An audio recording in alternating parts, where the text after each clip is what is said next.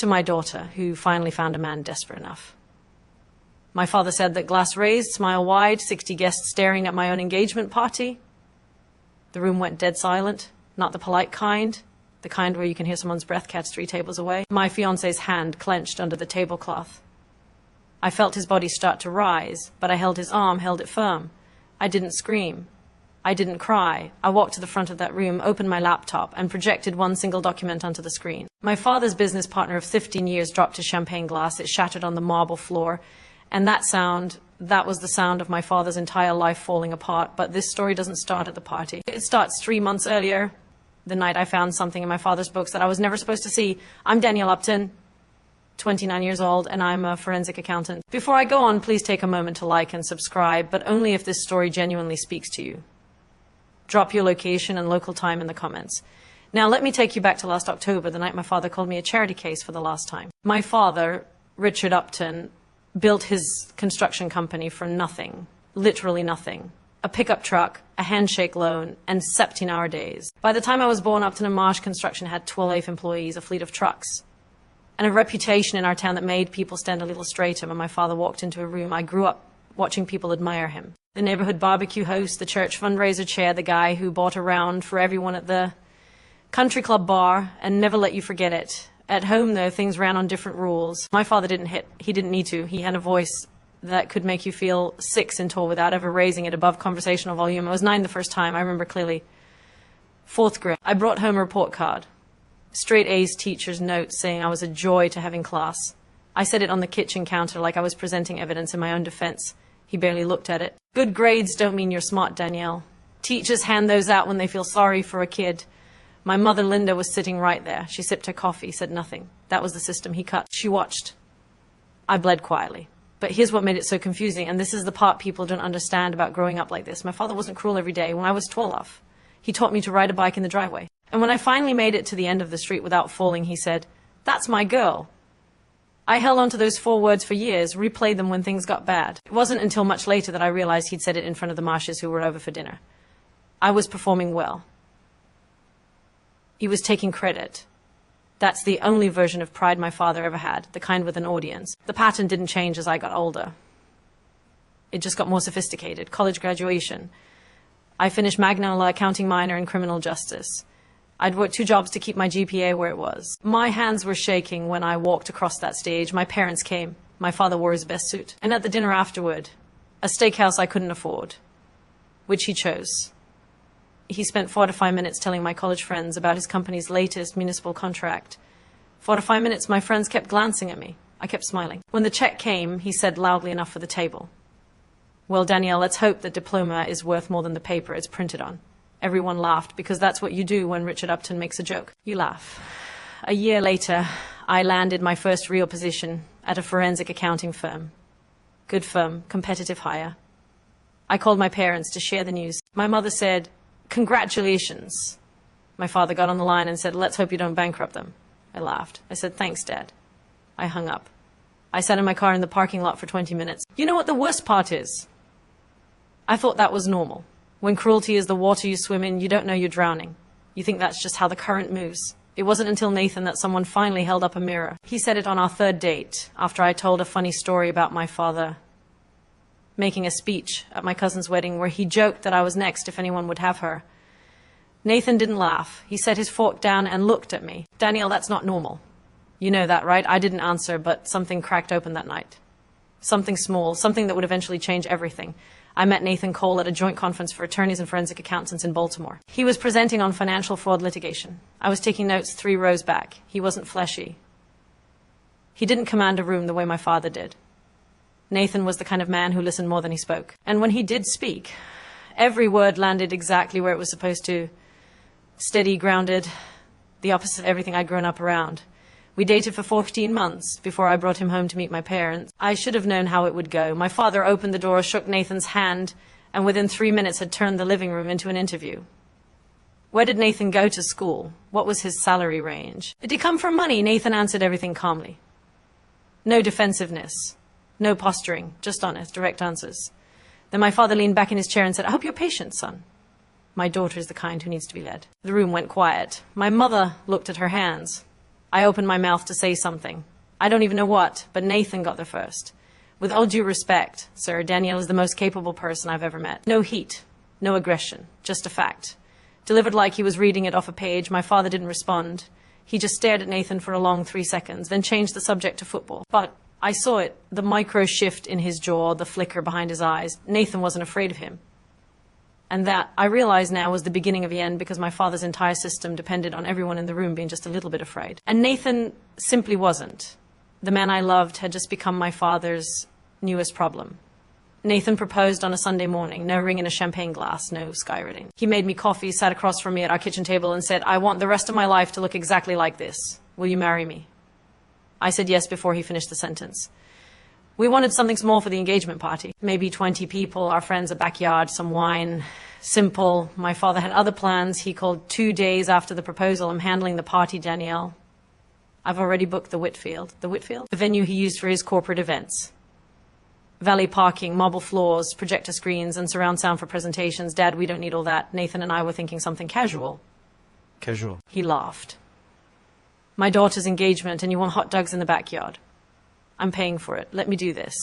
I looked at Nathan. He shook his head slowly, then my mother called. Her voice had that practiced softness she used when she wanted me to fold. "Just let him have this, Danielle. He's your father. He's trying to do something nice." So I folded the way I always folded, the way she taught me to fold. Within a week, the guest list ballooned to 60. I scrolled through the names on my phone. His country club friends, his business contacts, his golf partners, people whose last names I recognized from his company's holiday card list. My friends, 8 total. This wasn't my engagement party.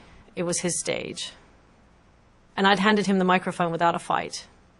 I didn't know yet that he'd been writing his toast for a week, and that what he'd written wasn't a blessing. It was a weapon. The night before the party, Nathan and I were lying in bed, lights off, both staring at the ceiling. "This is your party," he said quietly, "not his. You can still change the plan. If I fight him now, he'll make the next 6 months a nightmare. You don't know him when he's angry. Nathan, let's just get through the night."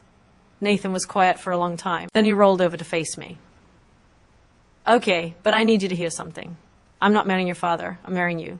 And at some point, you're going to have to decide where the line is." He kissed my forehead and turned out the lamp. I lay there in the dark thinking. There's a story my mother told me once when I was 16. Just the two of us cleaning up after Thanksgiving. She said that early in her marriage, maybe year 2 or 3, she'd push back against my father about something. She wouldn't say what. He responded by canceling her credit card. Not temporarily, permanently. She had to ask him for grocery money for the next 8 months until he decided she'd learned her lesson. She told me this while drying a plate, smiling like it was a funny anecdote about the weather. She never pushed back again. Not once, not in 20 years. That night, lying next to Nathan, I finally understood what that story really was. It wasn't a memory.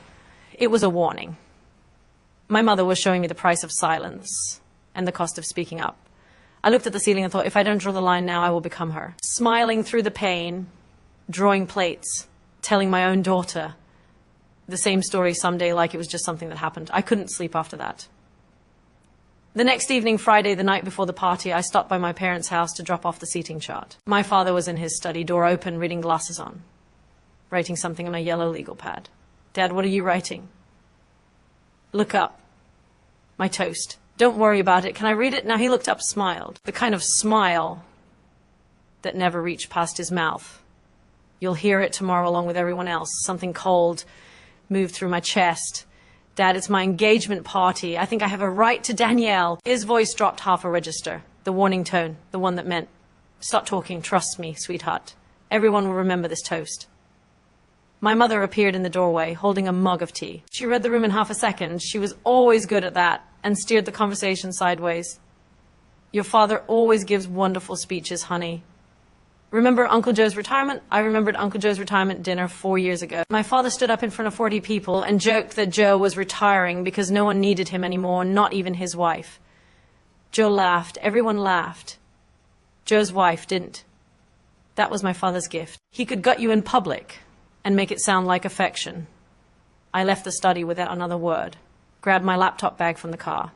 I had a client audit deadline Monday morning and needed to finalize files over the weekend. The bag went in the trunk.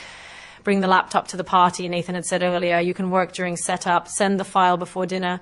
A practical suggestion, nothing more.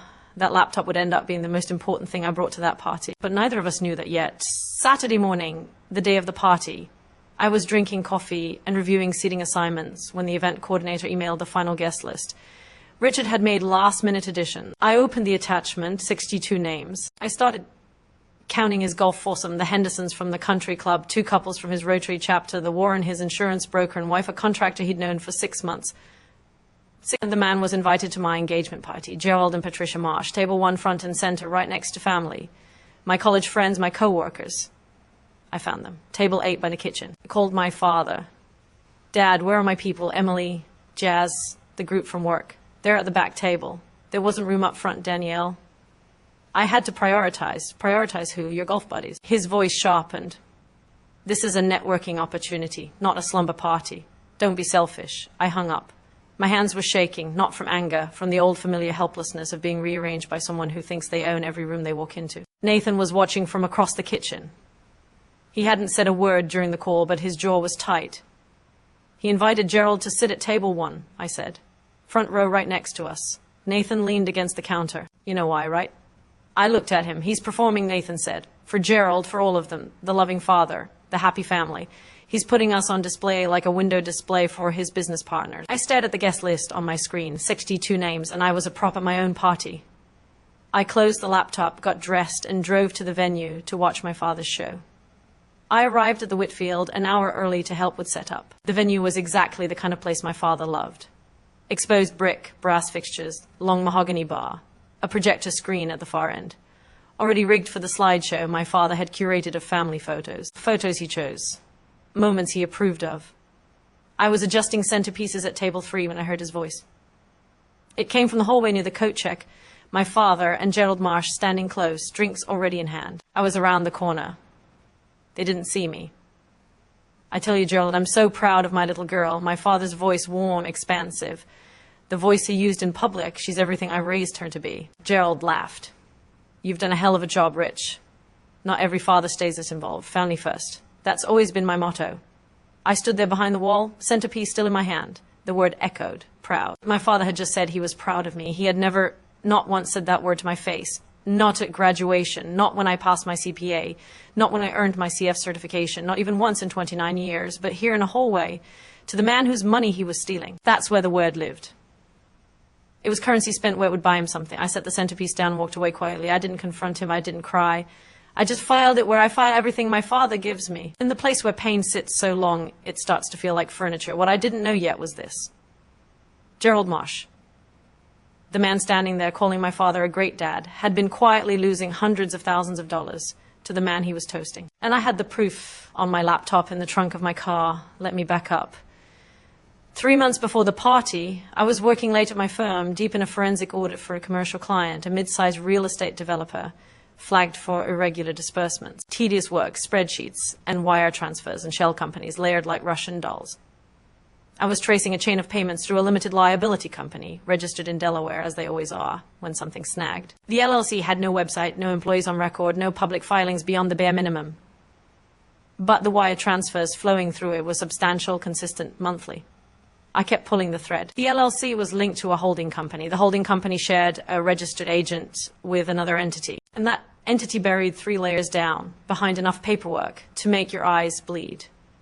Connected back to a name I recognized, Upton and Marsh Construction, LLC, my father's company. I stared at the screen. My coffee went cold. The office was empty.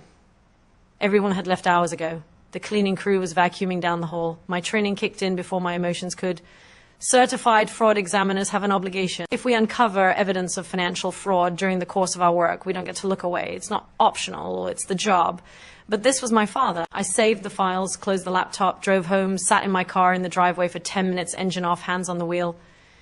Then I went inside, opened a new folder on my personal laptop and named it Project Atlas. Over the next several weeks, I worked on it after hours alone, tracing every transaction, documenting every discrepancy, building the kind of report I build for clients. Except this time, the subject was the man who raised me. I told no one. Not yet. 2 weeks in, I told Nathan. Not because I wanted to, because I couldn't carry it alone anymore. I was waking up at 2:00 a.m., staring at the ceiling, running numbers in my head, second-guessing every entry in that folder. The auditor in me knew what the data showed. The daughter in me kept looking for another explanation. There wasn't one. I sat Nathan down at the kitchen table on a Tuesday night, showed him the summary. He read it slowly, the way lawyers read everything. Once for content, once for implications. When he finished, he looked up. How much? Hard to say without full access, but based on what I can trace, significant. Over a decade. He set the papers down. What do you want to do with this? I don't know. He's my father. Nathan nodded. He didn't push, didn't lecture, didn't say what any reasonable person would have said, which is, your father is a thief. Instead, he leaned forward and said the thing that mattered most. He's also stealing from a man who trusts him. Gerald's been his partner for 15 years. I looked at the table, the grain in the wood, the ring stain from my coffee mug. Whatever you decide, Nathan said, I'm with you. But don't sit on this too long. Gerald deserves to know. I agreed. My plan was clear. Finish the audit, compile the full report, get through the engagement party. Then Monday morning, I'd send the report directly to Gerald, face to face if possible, clean, professional, no drama, no scene, just the truth. Delivered the way I deliver it to any client. Bring the laptop to the party, Nathan said a few days later. You've got that Monday deadline anyway. It was a practical suggestion, reasonable, the kind of thing that made complete sense at the time. My father, of course, had his own plans for that evening, and they changed mine entirely. Saturday evening, 6 Darshi. The Whitfield looked like a magazine spread, candles on every table, white orchid arrangements, a string quartet in the corner playing something soft and classical that I couldn't name. My father had outdone himself. That was the thing about Richard Upton. When he performed flawlessly. Nathan and I arrived together. I was wearing a cream silk dress I'd bought specifically for tonight. Nathan was in a navy suit, his hand steady on the small of my back as we walked through the double doors. My father met us in the foyer. He was already working the room, champagne in hand, handshake ready. There she is. He opened his arms. There's my beautiful girl. He hugged me, held it for 3 full seconds. His cologne was sharp and expensive. My body went rigid. My father never called me beautiful. Not at prom. Not at graduation. Not in 29 years of living under his roof. But here, in front of the arriving guests, in front of Gerald and Patricia Marsh, who were handing their coats to the attendant, I was suddenly his beautiful girl. I hugged him back, because what else do you do? Gerald shook my hand warmly. Congratulations, Danielle. Your father hasn't stopped talking about this party for weeks. Thank you, Mr. Marsh. I'm glad you're here. And I meant it, though not in the way he thought. Nathan squeezed my hand under the table once we sat down. I leaned into him and whispered, he's performing. Nathan whispered back, I know, just breathe. I looked around the room, 60 faces, candles flickering, wine pouring, my father moving from table to table like a candidate working a rally, shaking hands, clapping shoulders, laughing the big laugh. This was his night, not mine, not yet. Dinner was served at 7:15. My father had arranged the seating, so he was at the head of our table, table 1, with Gerald and Patricia to his right, my mother to his left, and Nathan and me across from them like a tribunal. The food was excellent. The wine was expensive, and my father was in rare form. Somewhere between the salad course and the entree, he started telling stories, not about Nathan and me, about me. The greatest hits of Danielle's failures, repackaged as comedy. Did I ever tell you about the time Danielle failed her driving test? 3 times he held up 3 fingers, laughter rippled down the table. And the cooking. Oh, God. The cooking. She nearly burned the kitchen down making scrambled eggs. Scrambled eggs. More laughter. Then he leaned in, conspiratorial, like he was sharing a secret. And her first boyfriend, what was his name? Danielle Kevin Kyle. He lasted about 4 months before he ran for the hills. The table laughed. My mother laughed. Even people who didn't know me laughed because my father had that gift. The gift of making cruelty sound like warmth. I smiled, the autopilot smile. The one I'd been practicing since I was 9. Nathan didn't smile. His hand found mine under the table and held it. Across the table, Patricia Marsh tilted her head slightly. She leaned toward my mother and said, softly but not softly enough, Richard's being a bit hard on her tonight, isn't he? My mother's answer came instantly, reflexively, the way a trained response always does. Oh, that's just how he shows love. Patricia looked at me. Our eyes met for half a second. She didn't say anything else, but I could see it. The recognition, the quiet alarm of a woman who knows exactly what she's watching. She told me later, I knew right then, I just didn't know how bad it was about to get. 8:15. Dessert plates cleared. The string quartet paused. My father stood up. He buttoned his jacket, picked up a spoon, tapped it against his champagne glass 3 times. The room quieted in that practiced way. The way people quiet down for a man they've learned to listen to. I want to raise a glass to my daughter Danielle. I straightened in my chair. My heart did something stupid. It hoped. Even after everything, after 29 years of evidence, some broken part of me still leaned toward the light. Maybe this time. For 29 years, he said, scanning the room with that showman's gaze. I've watched this girl struggle. The word landed like a stone in water. With school, with work, with every relationship that didn't quite work out. My face went hot. I could feel 60 pairs of eyes shifting toward me. I'll be honest. There were times I wasn't sure anyone would stick around long enough to figure her out. A few uncomfortable laughs, glasses held midair. Then he raised his champagne flute, smiled his biggest smile, and delivered the line he'd been writing all week. So tonight I want to toast to Danielle, who finally found a man desperate enough. He laughed. A big, generous Richard Upton laugh. No one joined him. The silence that followed was the loudest sound I've ever heard. 60 people frozen, forks down, eyes wide. A woman at table 4 covered her mouth with her hand. Gerald Marsh stared at his plate. Patricia's hand went to her husband's arm. Nathan's whole body tensed beside me. I felt his weight shift. His chair started to move. I put my hand on his arm, firm, steady. Don't, I whispered. I've got this, the silence held. A few people at the far tables raised their glasses out of sheer discomfort. Muscle memory, overriding judgment. Most didn't.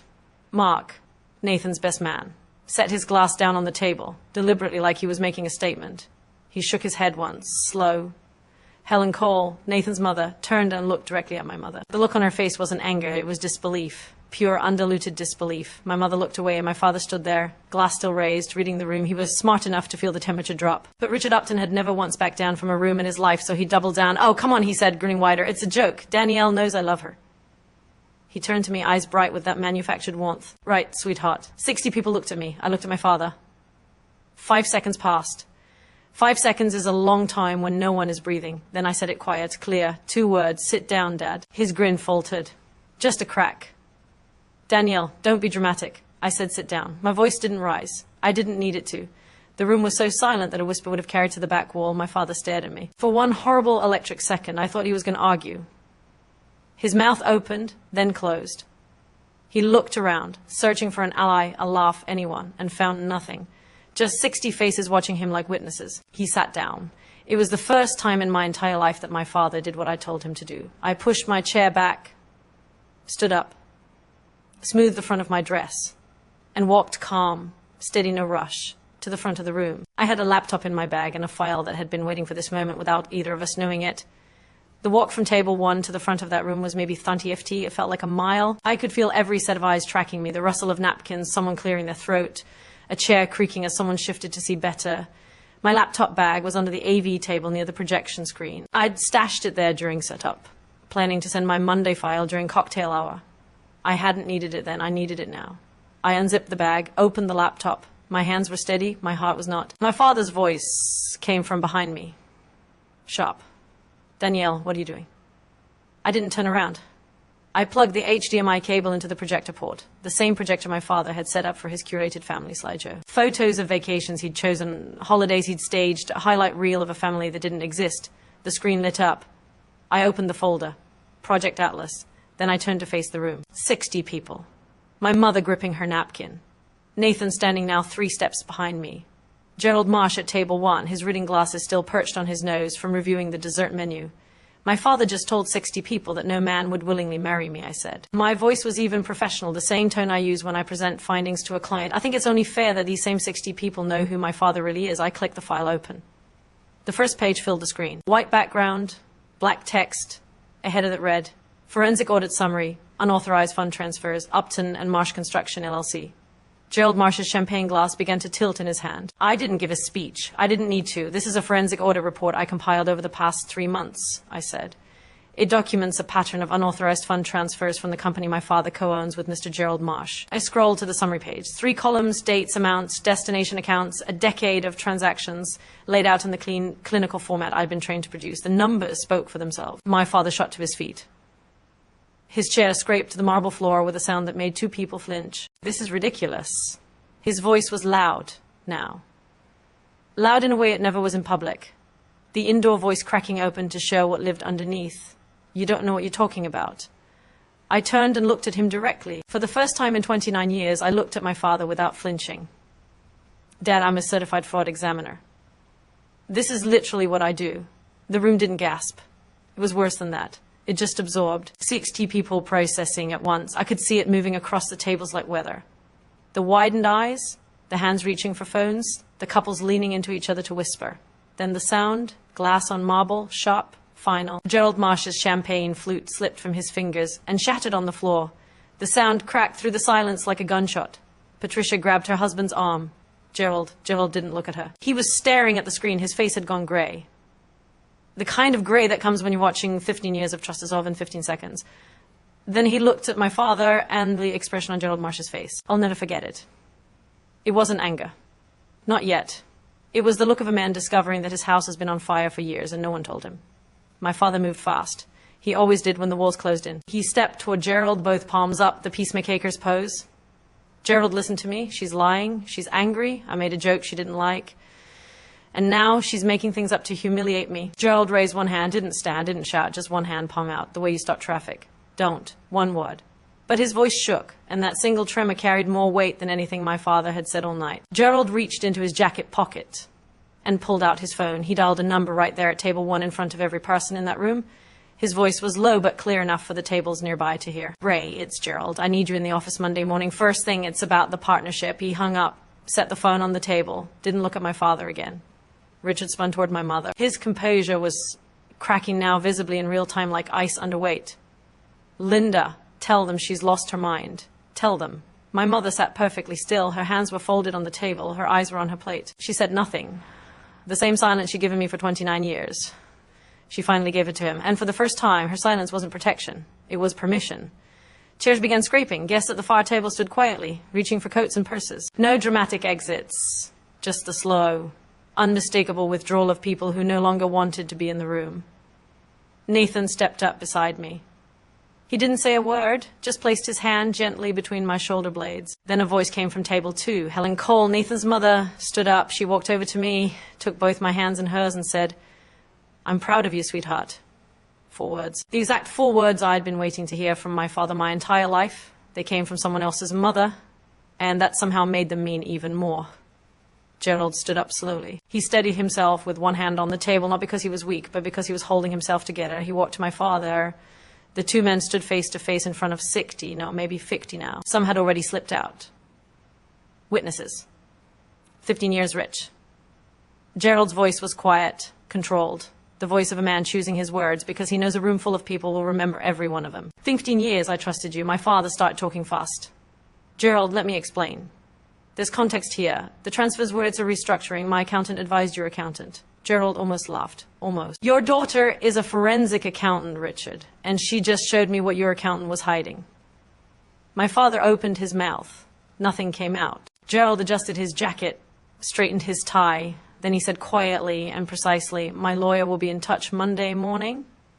Don't call me. Don't come to the office. Don't contact me. He turned to Patricia. She was already standing, coat over her arm, ready. They'd been married 25 years. She knew when it was time to go. But Patricia stopped. She walked to me, took my hand, and squeezed it. Thank you for telling the truth, Danielle. I know what it cost you. I nodded. My throat was too tight to speak. The Marshes walked out through the double doors. The room watched them go. No one tried to stop them. No one said goodbye to Richard. My father stood alone in the center of the room. The projector was still glowing behind him, casting the audit summary across his back like a shadow, though he couldn't shake. One by one, tables emptied, coats collected, cars started in the parking lot. Not a single person stopped to shake his hand on the way out. By 9, the room was nearly empty. The string quartet had packed up 20 minutes ago. The wait staff moved silently between tables, clearing plates from a dinner no one had finished. My mother sat at table 1. Same seat, same posture. She hadn't moved in 45 minutes. My father stood by the bar, jacket off, tie loose. He was holding a glass of whiskey he hadn't drunk. I closed my laptop, unplugged the HDMI cable, slid the laptop into my bag. My hands were trembling now, not during, but after. The adrenaline was leaving, and what it left behind was something heavier. I walked to the center of the room. My father looked at me. His eyes were red. I don't know if it was rage or something deeper. Maybe both. You just destroyed your own father, he said. I held his gaze. No, Dad. You destroyed yourself. I just stopped covering for you. Over a joke. You did this over a joke. This isn't about the toast, and you know it. He turned to my mother. Last card, final play. Linda, you're going to let her do this to me. My mother looked up from the table, and for the first time in 30 years of marriage, in a lifetime of practiced silence, she spoke. You did this, Richard. Not her. 7 words, quiet, almost gentle, but they landed like a door closing. My father's face did something I'd never seen before. It crumbled. Not into tears. My father didn't cry, but into a kind of blankness, the look of a man who has run out of people to blame. I picked up my bag. Nathan was by the door holding my coat. "Goodbye, Dad," I said. He didn't respond. I walked out of the Whitfield with my hand in Nathan's. The November air was sharp and clean. I breathed it in deep, full, like I'd been underwater for 29 years and had just broken the surface. My hands were still shaking. This wasn't victory. This was grief wearing a different coat. But it was done. Monday came fast. Gerald's attorney, Raymond Stein, was in the Upton and Marsh office by 8 a.m.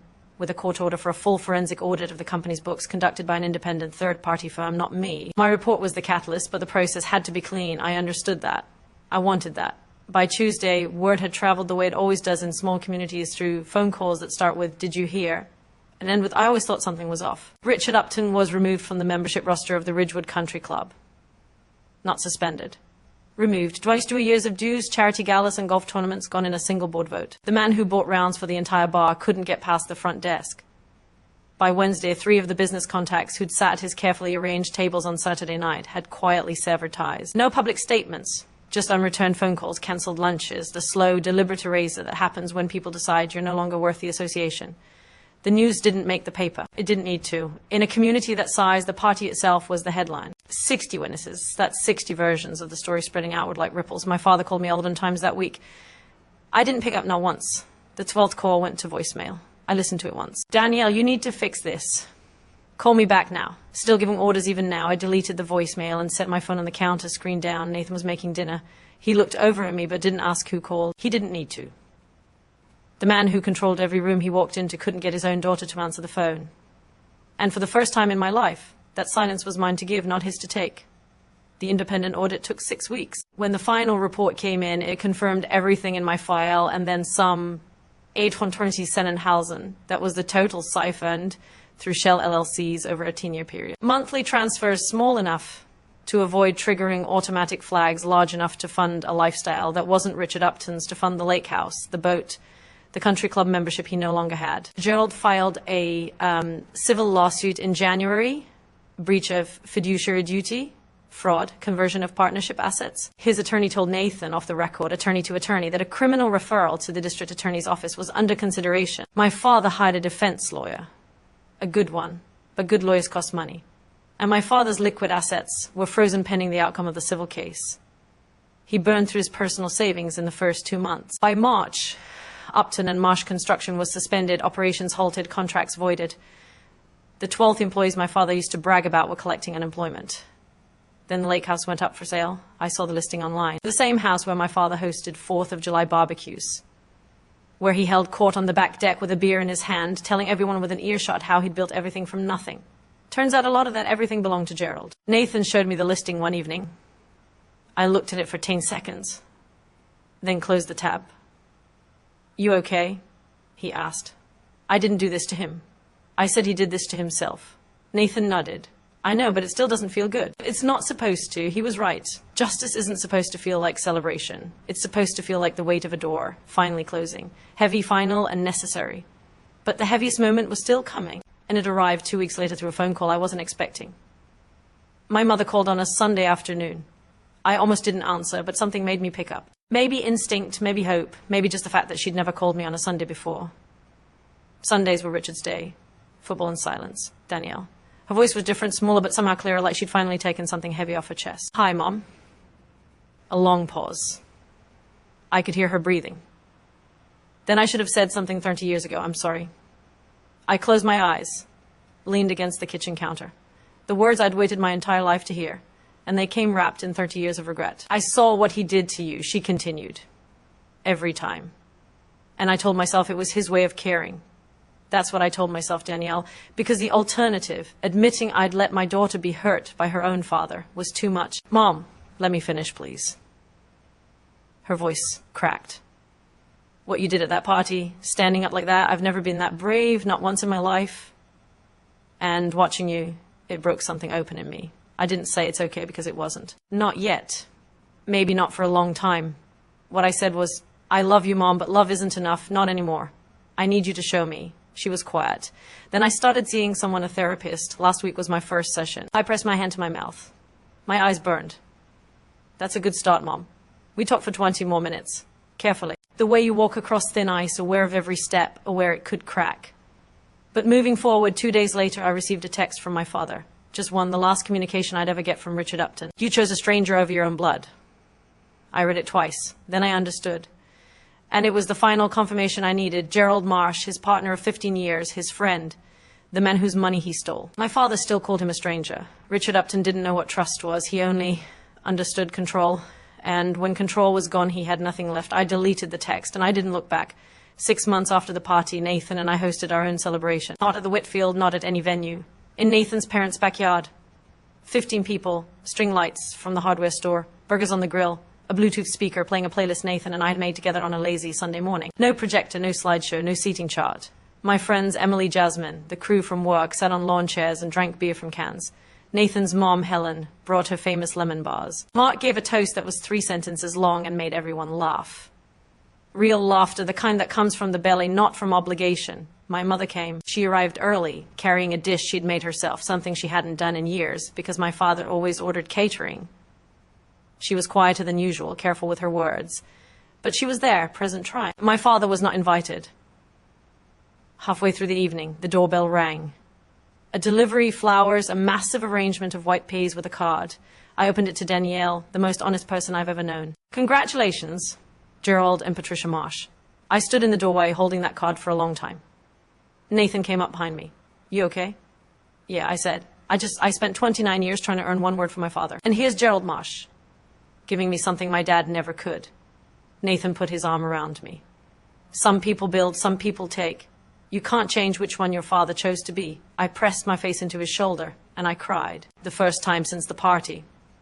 Real messy, ugly tears. Not because I was sad exactly, but because something that had been locked tight for 29 years had finally opened, and everything inside needed somewhere to go. 15 people who actually wanted to be there. That's all I ever needed.